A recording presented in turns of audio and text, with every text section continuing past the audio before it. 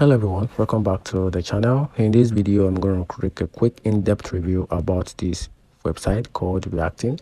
So I'm going to explore its features, the pricing plan, the pros and cons about this platform to help you decide if this platform is one of the best platforms for you to rely on in 2025. So to get started, ReactIn is like a helper tools for your LinkedIn. LinkedIn is a website where people connect to job and business. ReactIn help you connect with more people on LinkedIn without you having to do it yourself. It automatically sends message and connection requests to people you want to meet. This saves your time and help you grow your network faster. Think of it as a smart assistant for your LinkedIn page. I'm talking about the best features of this platform. It's come with one of the best features. So ReactIn come with some cool tools that makes using LinkedIn easier and help you connect with more people. These features can save you a lot of times and effort.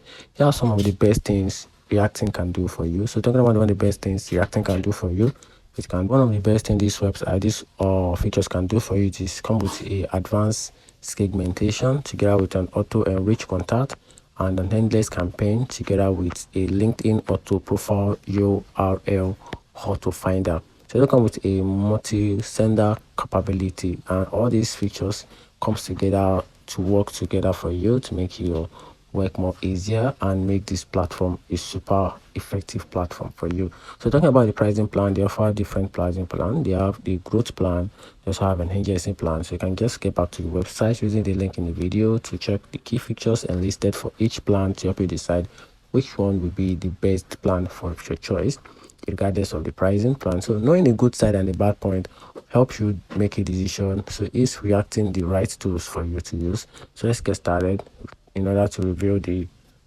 good side and the bad side of this platform. So talking about the good side, it saves you a valuable times each week. Does it help you connect with more people?